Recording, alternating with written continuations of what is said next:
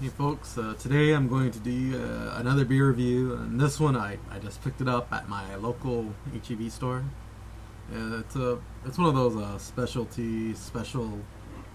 I guess, well, I wouldn't say novelty, but it's from the Ommegang Brewery in New York, upstate New York, I think.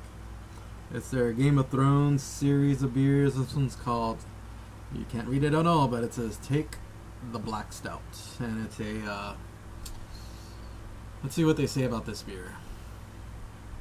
A stout as dark as the winters that once engulfed Westernos, as robust, blah blah blah. Yes, it has chocolate and caramel sweetness, balanced by hop bitterness, woodsy nose, blah blah blah. Pour slowly, do not disturb yeast sediment.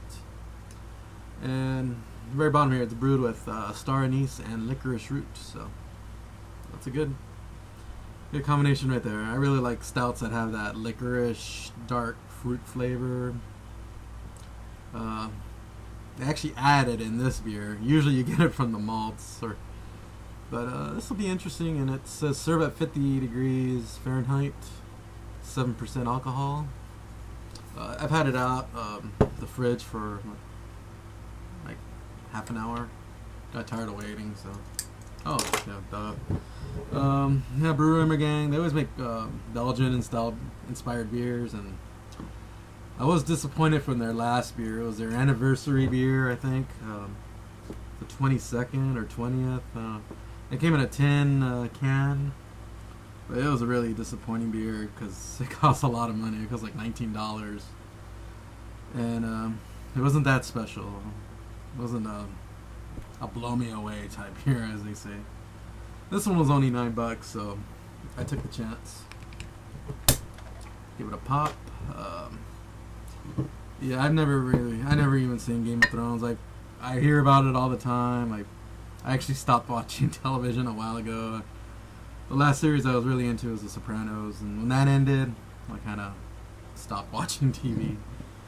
But eventually, everything's downloadable, so one day I'll watch the whole series.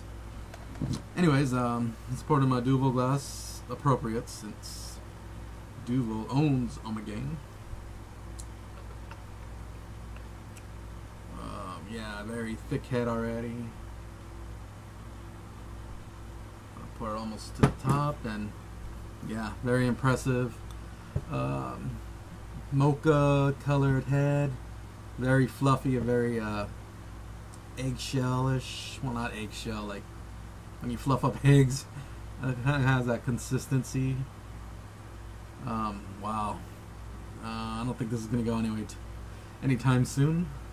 Let's just go for a smell right away.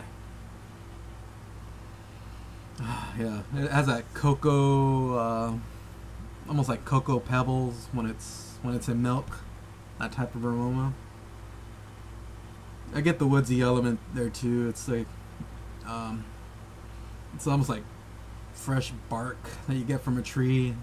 It's that very earthy smell.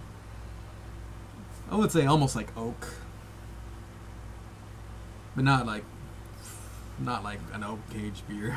Not that strong of oak vanilla. It's mostly a light oak aroma.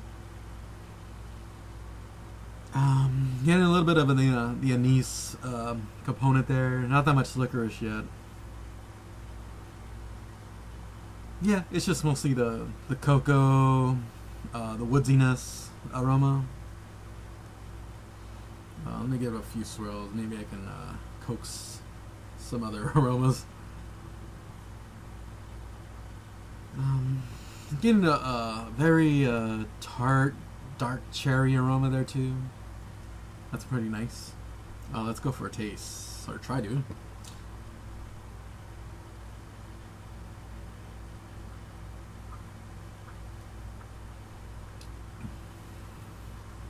Whoa. Yeah, it's, wow. I'm getting real. That woodsy component is really there. It's almost like charcoal. Like, wow. It's very dark, very heavily roasted malts here. Not getting any licorice yet. Maybe when it's warmed up. I do get that sweetness. It's almost like a fig, dark cherry. Let me go for another taste.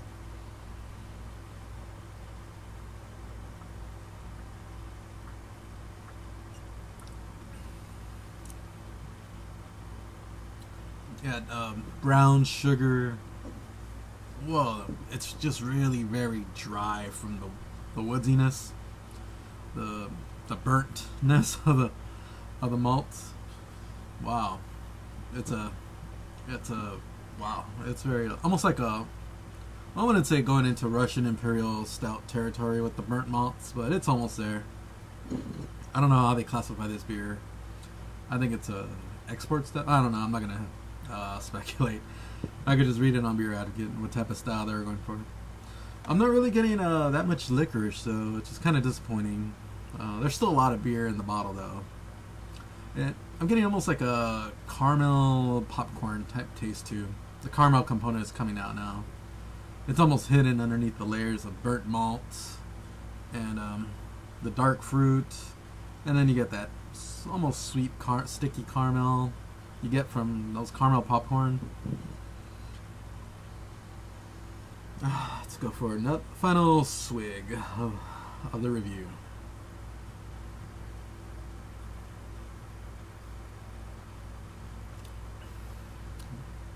Getting more of that cherry flavor too, fig flavor.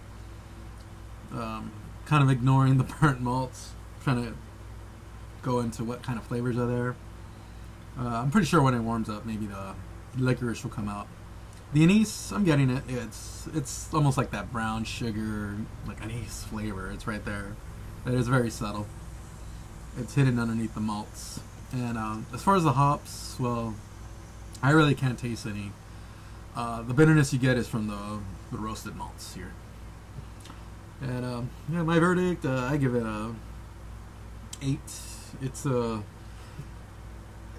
a really good stout. It's, if you like the heavy, very burnt coffee like charcoal almost like stouts, you really dig this one.